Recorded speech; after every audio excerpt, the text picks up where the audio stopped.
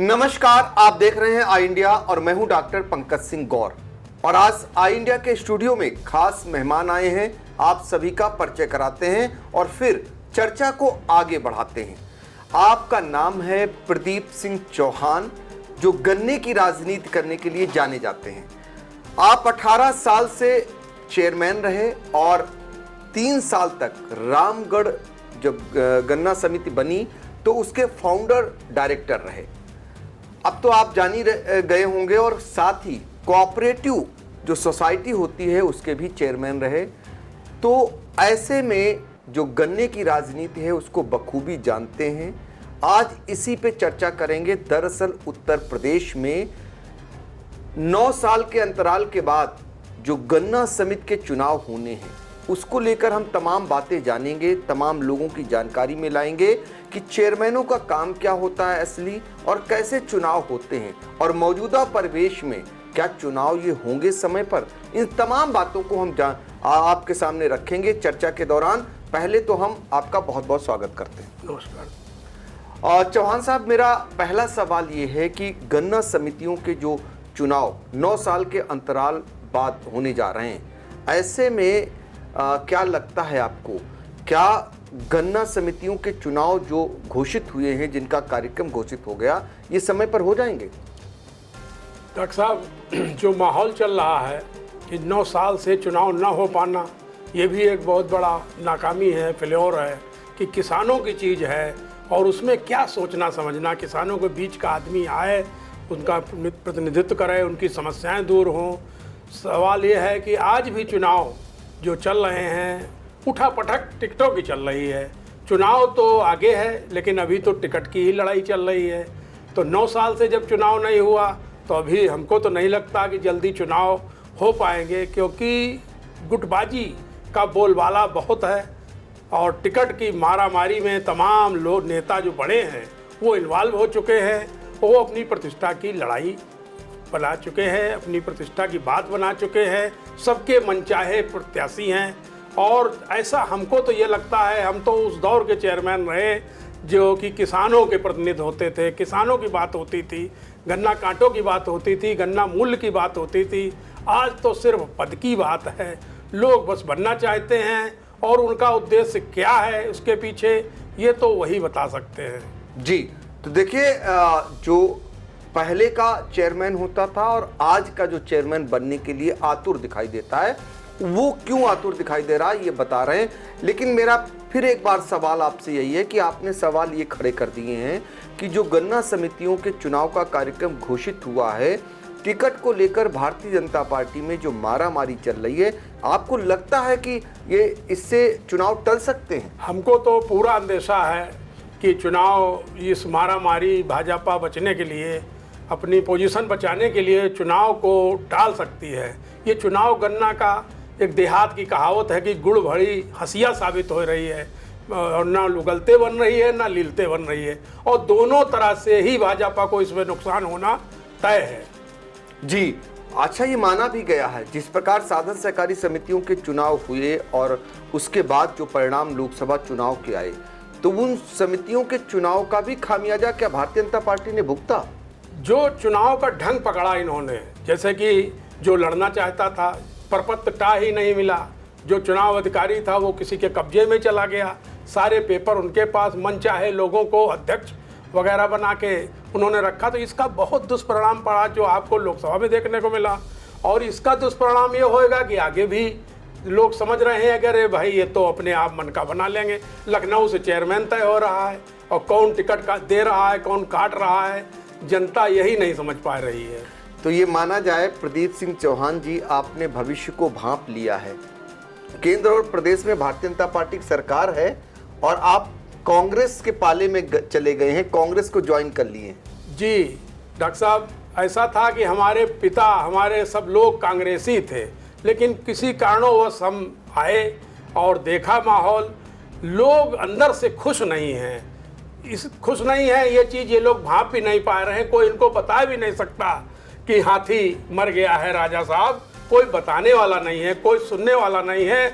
और जो असलियत है, जब चुनाव होते हैं उसके नतीजे आते हैं तो सामने आई। देखिए सीतापुर कि दोनों सीटें साफ हो गई, सब लोग जीते जा रहे थे, किसी से कोई मतलब नहीं था, किसी की कोई पूछता नहीं था। 3 सीटें और आज 3 सीटें जो सीतापुर के टच में थी चली गई और आज फिर से मेंबर बनना है। तो हम तो ये जानना चाहते हैं ये मेंबर चले कब गए, किस तारीख में चले गए, किस समय चले गए, जो फिर से बनानी पड़ रही है। तो बताया जा रहा था कि विश्व की सबसे बड़ी पार्टी थी, तो मेंबर ये कहाँ गए ये नहीं हम जान पाए।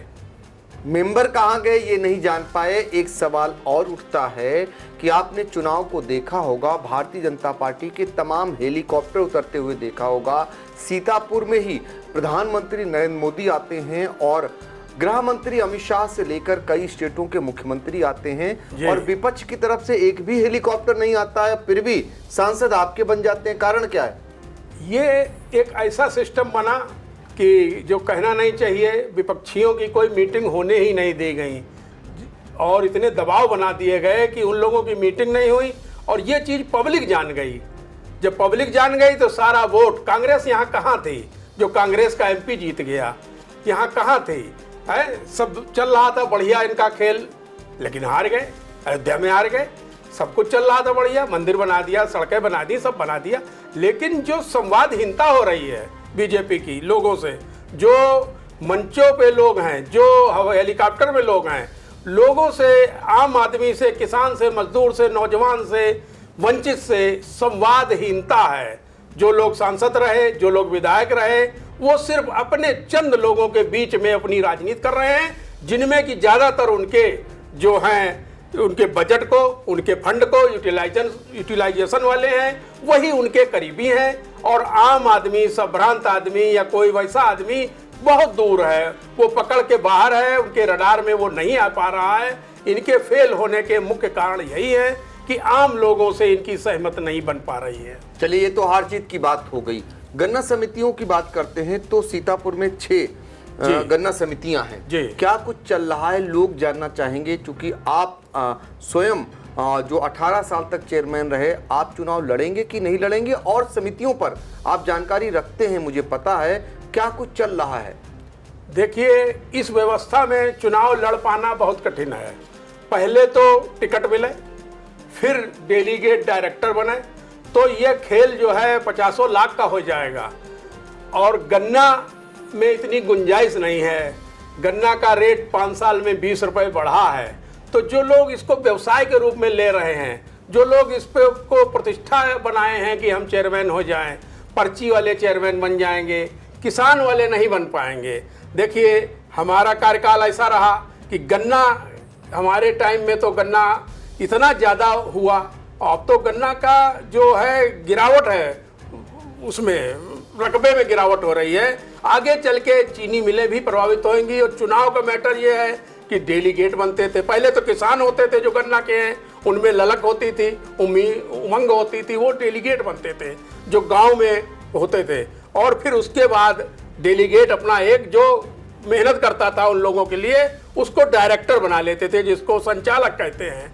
और इसी तरह से हर समिति में 11-12 संचालक होते थे, एक सरकार नामित करती थी और वो लोग अपना मिलके अपना चेयरमैन एक बना लेते थे, एक उपाध्यक्ष बना लेते थे। और गन्ना के विषय में जो लोग जानकारी रखते थे, तो गन्ना की लड़ाई भी चीनी मिल से लेके गन्ना आयुक्त तक वो लड़ते थे।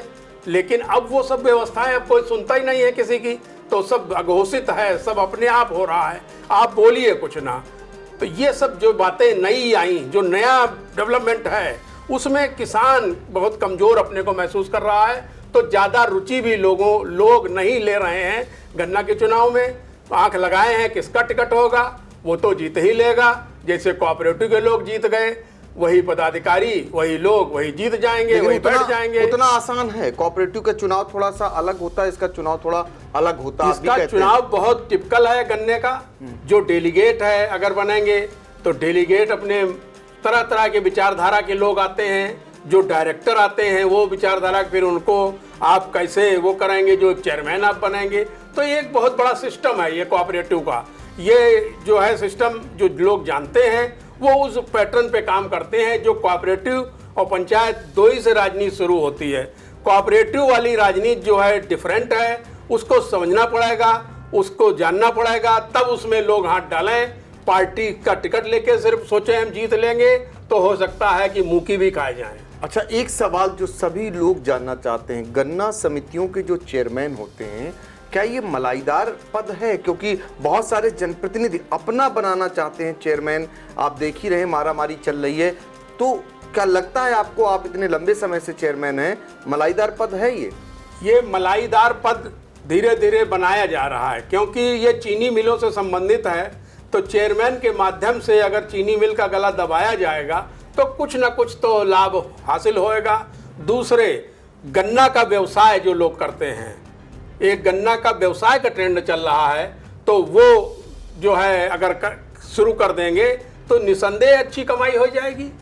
जो पर्ची वाले चेयरमैन बन जाएंगे तो वो अलग होते हैं। जो किसान वाले चेयरमैन रहे, गेंदा सिंह के नाम से देखिए गन्ना शोध संस्थान है, तो ऐसे ऐसे किसान हुए जिनके लिए आज भी लोग नाम ले रहे हैं। तो ये आर्थिक युग है, इसमें हर जगह आप चुन लेते हैं, वो पता चला कि कैसे क्या कर रहा है, कहना अब इसको हटाओ, दूसरा बनाया का अब इसको हटाओ। तो ये सब दौर चल रहा, आर्थिक युग है, हर आदमी कमाने के फिराक में घूमने लगा। तो बहुत कम ऐसे लोग होंगे जो जनसेवा में हैं, और गन्ना जैसी चीज में तो जनसेवा ही होनी चाहिए। जब हमको टिकट खरीद के या किसी तो खर्चा करके मिलेगा तो निसंदेह वो आदमी कुछ कमाएगा, अपना पैसा निकालेगा। जब नौकरी रिश्वत दे के मिलती है तो आदमी रिश्वत तो लेता ही है। तो ये तो एक वो सत्य है। तो ये गन्ने का भी खेल है जो कि किसानों के बीच से अब पार्टी लेवल पे चला गया है। अब किसान की बात नहीं है, अब पार्टी लेवल की बात है।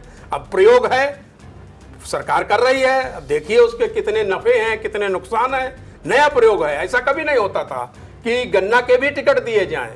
हमको तो ये लग रहा है गन्ना पंच और प्रधानी तक के टिकट मिलेंगे, वही जीतेगा वही हारेगा।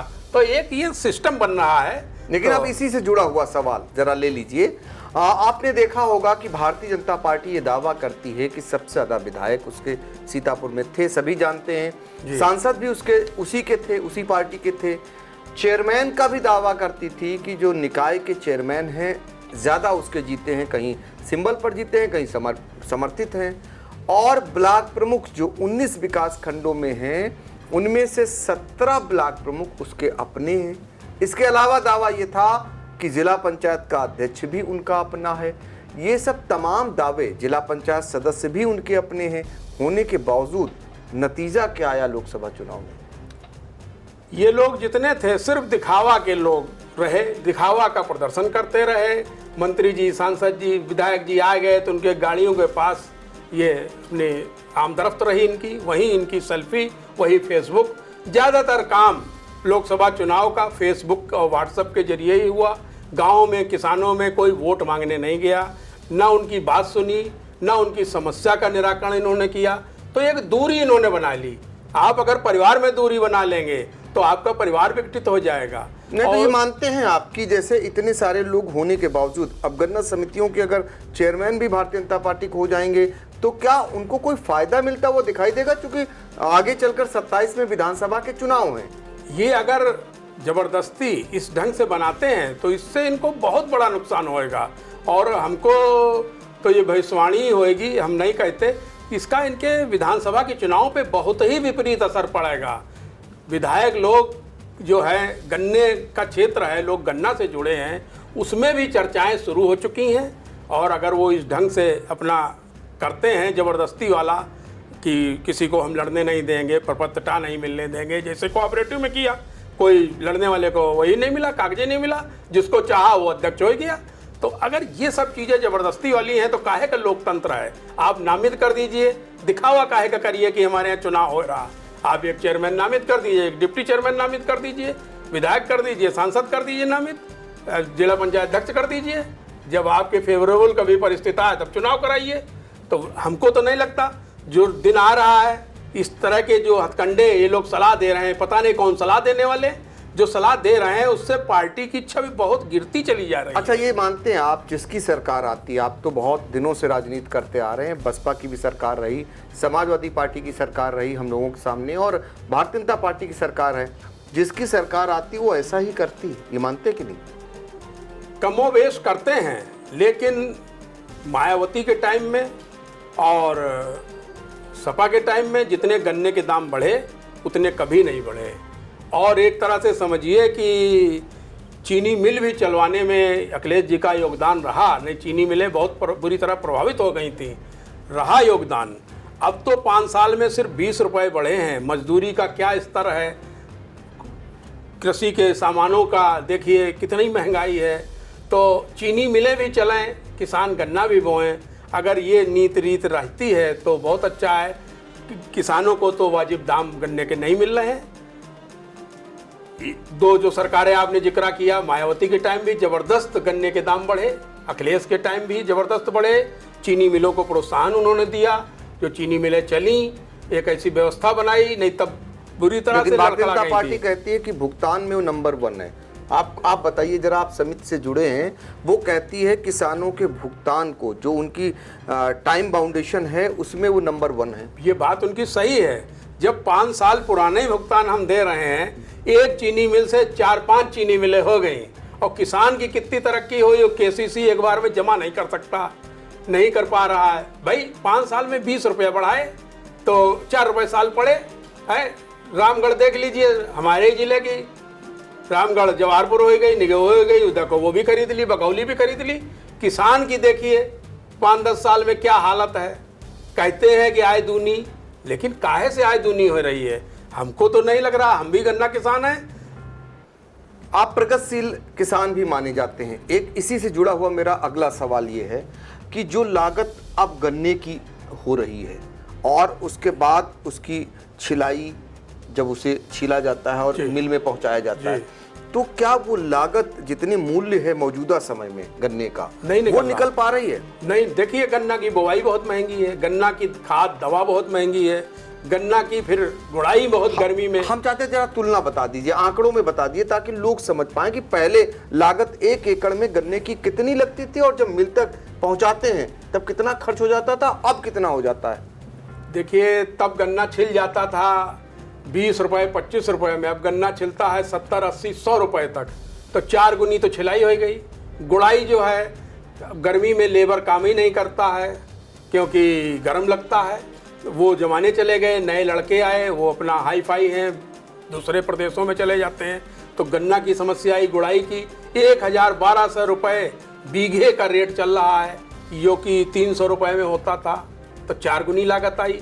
छिलाई 4 गुनी आई, ढुलाई डीजल महंगा वो बढ़ी।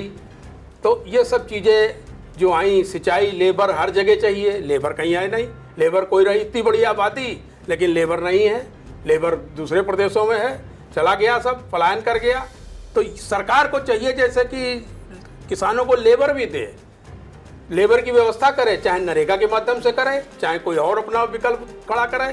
भाई प्रधान या कोई पैसा जमा कराए और रिक्वायरमेंट जाने, ये बाहर जो लेबर पलायन हो रहा इसको रोके और उनको किसान दे। जैसे आप किसान हो, 10 लेबर चाहिए तो रजिस्ट्रेशन करें, उनका पैसा पहले जमा कर लें और उनको दें, जो रेट भी अपना रखा है, नरेगा का रखा है या कुछ घटाए बढ़ा के रखा है। तो ये सब चीज़ें होनी चाहिए।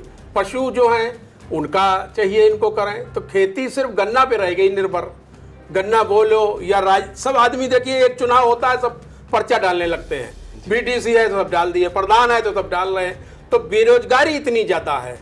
अगर हम उसको फसल का वाजिब मूल्य दें, हमारा दूध है, गन्ना है, सबका वाजिब मूल्य मिले, तो तमाम आबादी उसमें विलुप्त हो जाएगी। सब बैटरी वाला रिक्शा लिए युवा घूम रहे हैं, कोई काम ही नहीं है, या हरियाणा, पंजाब, जम्मू कश्मीर जाएं।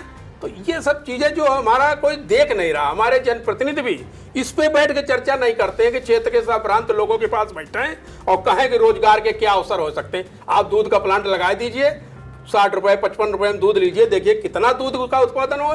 पशुओं की आप लगा दीजिए, राशन कार्ड बनवाइए, शराब बन रही है उस अनाज से, पशुओं को दिलाइए तो वो पालेंगे जानवर, और दूध की बहुत आवश्यकता है, तो गन्ने का अगौड़ा जानवर खाएगा। तो आपके मुताबिक जो लागत है उसके अनुसार मुनाफा नहीं है? लागत के हिसाब से कृषि में कोई मुनाफा नहीं रह गया। गन्ना लोग रकबा कम कर रहे हैं और गेहूं धान वगैरह बो रहे हैं, आलू बो रहे हैं, क्योंकि इन सब के रेट जो है बढ़ रहे हैं, आबादी बढ़ गई, खपत बढ़ गई, तो इन सब चीज़ों की तरफ जा रहे हैं। और चीनी मिलों ने क्षमता बढ़ाई अपनी, संख्या बढ़ा ली अपनी। तो अगर ऐसे रहेगा सिस्टम कि गन्ना किसान को अफीम के किसान बना के देखेंगे, तो एक दिन दूर नहीं ये चीनी मिलें भी प्रभावित हो जाएंगी और बहुत बड़ी बेरोजगारी चीनी मिलों की कर्मचारियों की आएगी। किसान की तो जो कर रहा है लागत पे बेच रहा है माल, वो तो मजबूर है, वो तो बेच रहा है, उसको शौक है, सब चीज़ वो लागत से कम पे बेच के सेवा कर रहा है। बिल्कुल, देखिए 2 दशक का जो गन्ने की राजनीति है उसको बखूबी जानने वाले प्रदीप सिंह चौहान कितने बेहतरीन ढंग से सरकार को आईना दिखाने का काम कर रहे हैं। ये अलग बात है वो कांग्रेस में हैं तो लोग इसे विपक्षी नेता के रूप में जरूर ले रहे होंगे, लेकिन ये बात भी सच है गन्ने की राजनीति करने वाले प्रदीप सिंह चौहान जिस तरीके से मिल मालिकों को भी एक आगाह करने वाली बात बता रहे हैं कि गन्ने को लेकर ऐसे ही सब कुछ चलता रहा तो आने वाले दिनों में उनके मिल का भी चक्का जाम हो सकता है, क्योंकि रकबा कम हो रहा है। ये चिंता का विषय है। मिल जिस तरीके से बढ़ रहे हैं, उनकी क्षमताएं बढ़ रही हैं, उस हिसाब से गन्ना किसानों की आय नहीं बढ़ रही है, जो लागत लग रही है वो नहीं बढ़ रही। वो इस दौरान पूर्ववर्ती सरकारों की भी तारीफ करने से नहीं चूक रहे हैं, क्योंकि उनका कहना है उनके समय में गन्ने का मूल्य काफ़ी बढ़ा है, लेकिन मौजूदा भाजपा सरकार में वो गन्ने का मूल्य उनको नहीं मिला है। आगे हम अभी चर्चा में आपको ये बताएंगे कि जो गन्ना समितियों के चेयरमैन हैं, जो डायरेक्टर हैं, उनका आखिर दायित्व क्या होता है, उनके कार्य क्या होते हैं, ये भी आप लोग समझ लीजिए, क्योंकि चारों तरफ एक ही शोर सुनाई दे रहा है, वो भी 9 साल के अंतराल के बाद ये शोर सुनाई दे रहा है। ये भी बड़ी गजब की बात है कि समाजवादी पार्टी की सरकार में जो चेयरमैन बने थे वो योगी सरकार के 7 साल में भी चेयरमैन बने रहे। सरकार ने इस तरफ ध्यान नहीं दिया, यानी सरकार कहीं ना कहीं सोती रही। अब लगा उसे कि चुनाव कराया जाना है, लेकिन जिस तरीके से टिकट को लेकर मारामारी चल रही है उसको लेकर भी प्रदीप सिंह चौहान ने एक बड़ी ब्रेकिंग ये दी है कि उन्हें तो ये लगता ही नहीं कि चुनाव हो भी पाएंगे, कहीं टल न जाए चुनाव, इसकी भी आशंका जता दी है। अब जो भी होगा ये तो तय सरकार करेगी, भारतीय जनता पार्टी तय करेगी, क्योंकि उसे ही कराना है। फिलहाल ये तो इनकी आशंकाएं हैं। प्रदीप सिंह चौहान जी जरा सा चेयरमैन और डायरेक्टर को लेकर लोग जानना चाहते हैं, सामान्य किसान जानना चाहते हैं, आम पब्लिक जानना चाहती है, पार्टी के लोग जानना चाहते हैं कि उनके दायित्व क्या होते हैं, उनके कार्य क्या होते हैं। डायरेक्टर, डेलीगेट और चेयरमैन सबके क्षेत्र हैं।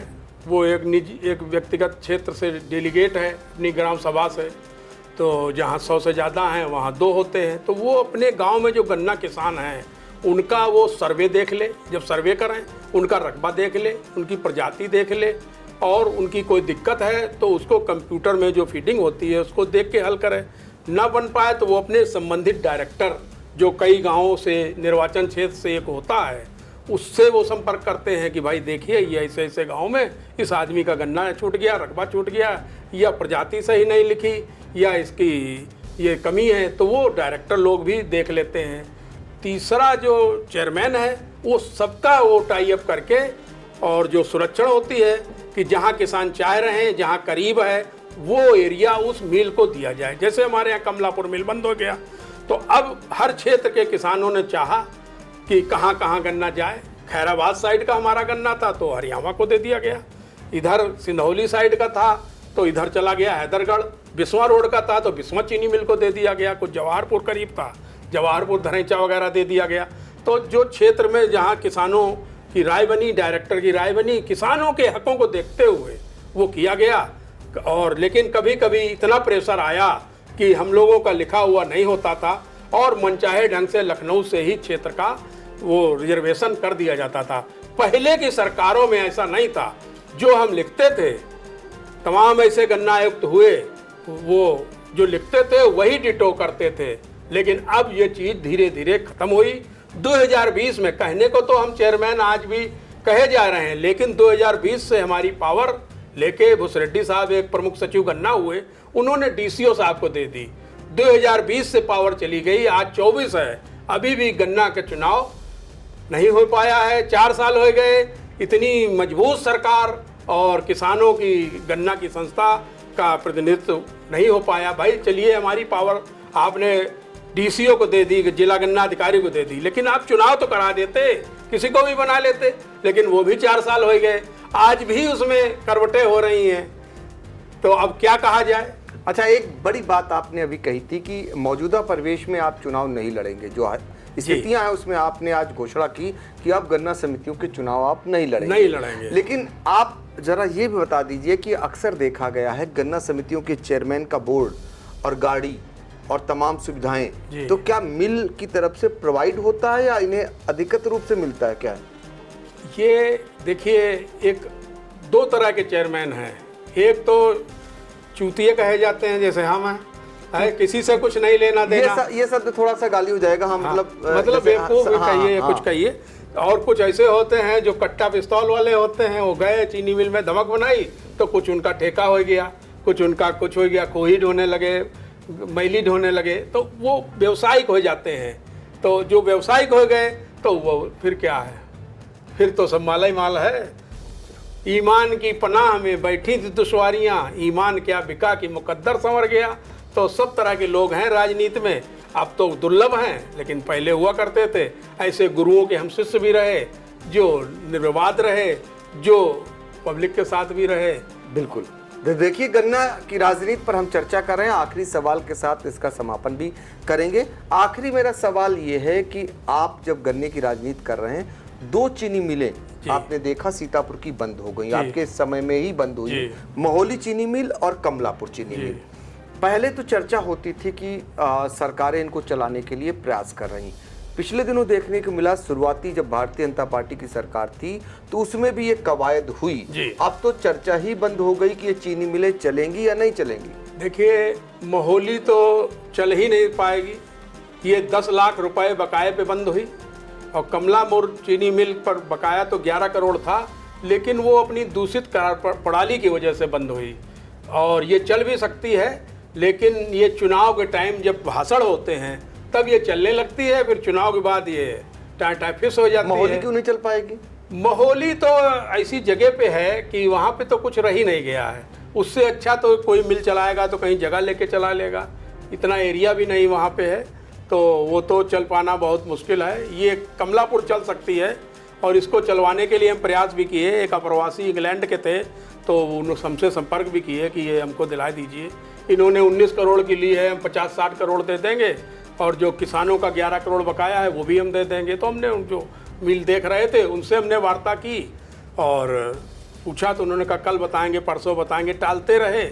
फिर जो है कई महीने लगाए, वो बार बार उनका आदमी हमसे संपर्क करता था, पैसे वाली पार्टी थी बहुत।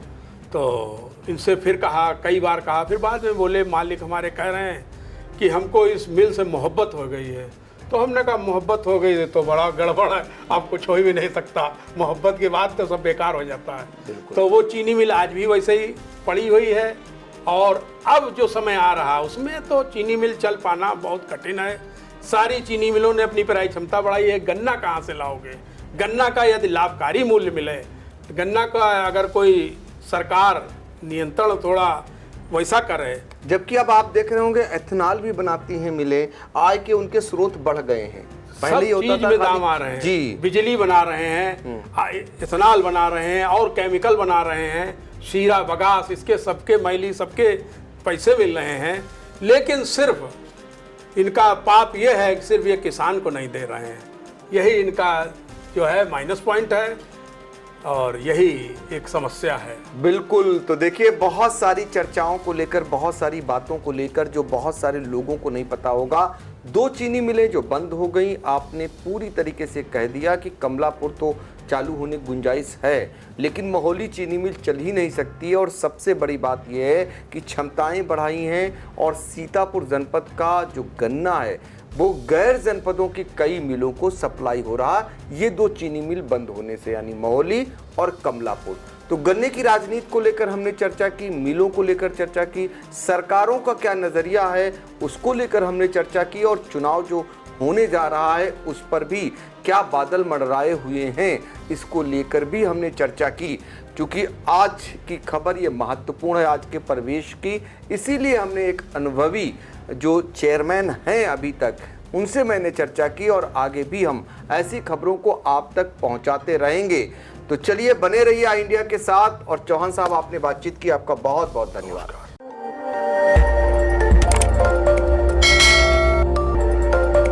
खबर आपकी, नजर हमारी। देखते रहिए आई इंडिया।